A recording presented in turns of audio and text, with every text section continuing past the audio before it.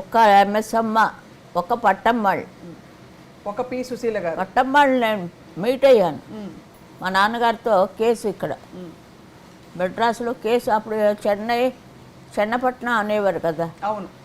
అక్కడ ఆయన వస్తుండేవారు నాన్నగారు. ఆయనతో వచ్చినప్పుడు పట్టమ్మాళ్ళకి దగ్గరికి తీసుకెళ్ళారు మా నాన్న.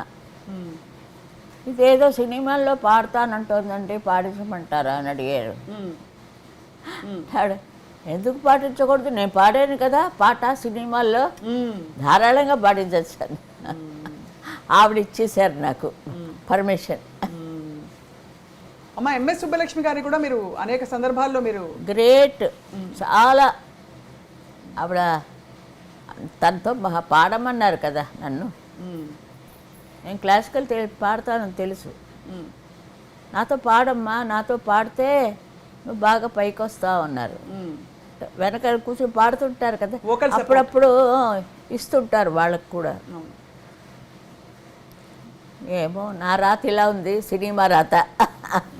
సో మొత్తానికి అమ్మ ఇప్పుడు మీ తర్వాతి తరంలో ఉన్న చిత్రగారు వచ్చారు. చాలా మంచి గొంతుగా ఆవిడది. అంటే అందరి గొంతుకులా ఉండవు అంటున్నారు. ఇప్పుడు నేను చిత్ర అలా ఉండదు. ఆవిడ గొంతుగా ఆవిడదే, మెప్పించుకోవచ్చు. మ్యూజిక్ డైరెక్టర్స్ అలాంటి వాళ్ళు రావాలి. మ్యూజిక్ డైరెక్టర్స్ ఉంటేనే కానీ ఆర్టిస్ట్కి వాల్యూ లేదమ్మా. ఇప్పుడు నాకు సంగీతం అంటే నేను పాడేస్తాను, విన్నవాళ్ళు వింటారు, లేచేవాళ్ళు లేస్తారు. ఇప్పుడు ఒక పాట మెప్పించాలంటే అది చాలా కష్టం. ఆ గొంతుకు ప్లస్ పాయింట్. అవును, అది దేవుడు నాకు ఇచ్చిన ప్లస్ పాయింట్ అంతే. గొంతుకే, ఆ గొంతుకుతో పెట్టి బతుకుతున్నాను. గొంతుకు పెట్టుకుని అరుస్తున్నదే అలా అంటారు. అలాగా చాలా అమ్మ మాటల్లో చెప్పలేని మాధుర్యం. అయ్యో, నేను దేవుడు రోజు అడుగుతుంటాను, నన్ను ఎందుకయ్యా ఇంకా బతికించావని, ఇంకా ఏం చేద్దామని. అమ్మ పద్మభూషణ్, ఇంకా డాక్టరేటు, గౌరవ డాక్టరేటు. చిత్ర తర్వాత ఇంకెవరైనా వస్తారు. అలా వస్తూనే ఉంటుంది ప్రవాహం, సముద్రం అలలు. ఒక అల అయిపోతే ఇంకో అల వస్తుంటుంది. ఇదంతే మా సినిమా లోకం. ఏమిటి, నేను సప్త సముద్రాలు అన్నాను, లేదు ఇంకో సముద్రం ఉంది వెనకాతల, అదే మాయా ప్రపంచం అన్నా. ఏదో నేను పెద్ద పిహెచ్డియా లేకపోతే సైకాట్రిస్టా ఇల్ల, లేకపోతే మనది అందులో సినిమా మాయా. మరి ఏం చేస్తాం, వేసుకుంటున్నారు, పాడుతున్నాం. చెట్ల ఎంత చాలా ఎక్స్పీరియన్స్ ఉన్నాయిలేండి. చెప్తే జరగదు, నేనే చెప్పుకొని నేనే చూసుకోవాలి. అది ఒకటి చెప్పండి అమ్మ మాకు.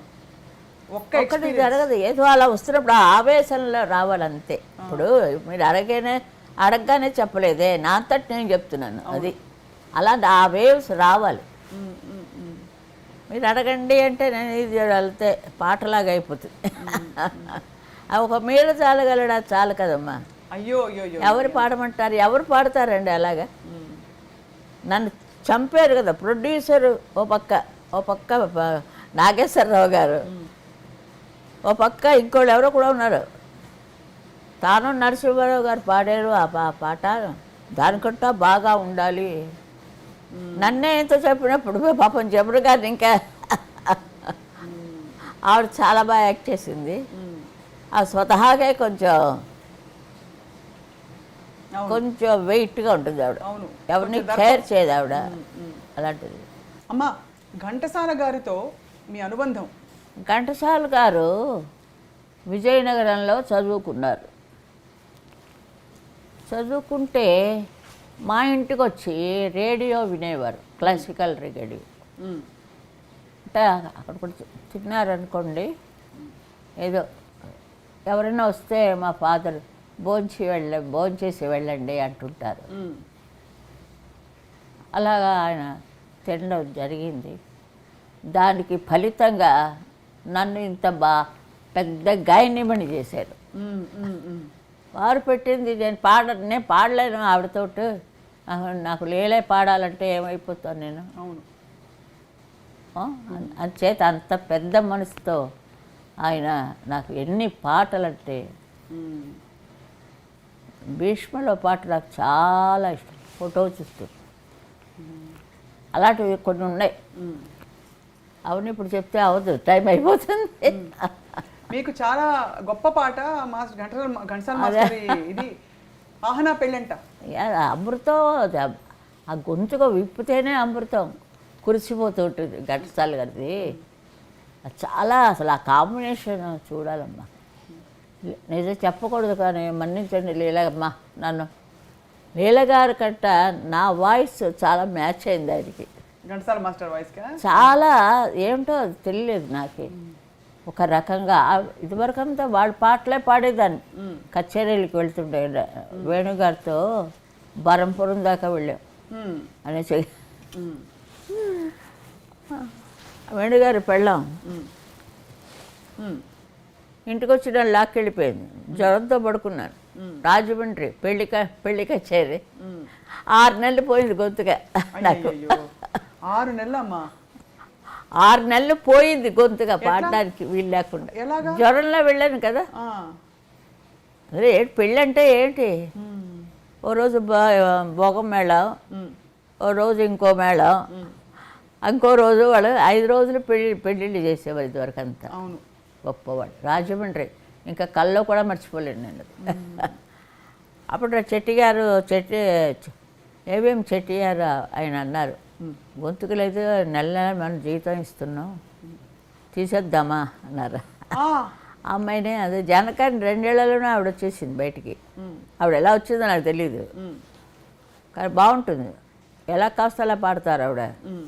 అలాంటిది ఆయనకి నచ్చలేదు. అంటే అప్పుడు ఇంజనీర్ గారు ఆయన అన్నారు, ఆయన కాపాడాడు నన్ను.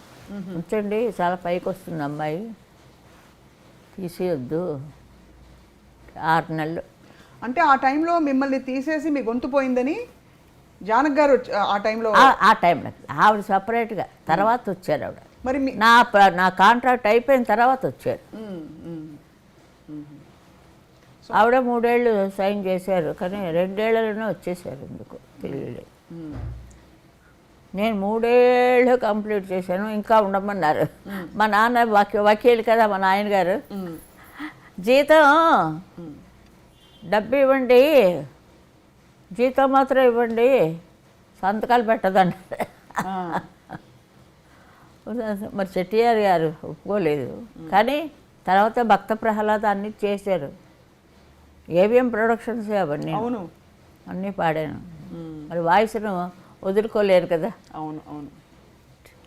నాకు అయినా మరి అంత తమిళ్ చెప్పించి తమిళ గాయని అయ్యాను. తమిళ్ మాస్టర్ని పెట్టి మాస్టర్ పెట్టి మంచి చాలా చాలా చాలా చేశారు నాకు నిజంగా. ఆ ఘంటసాల గారు అన్నీ చెప్తున్నాను. ఏంటమ్మా మీ ఇంటికి వచ్చినప్పుడు నాకు కనపడలేదు, గౌన్ వేసుకొని ఎక్కడో ఆడుతుంటావులే అని. గౌన్ వేసుకొని ఆడుతుంటాను.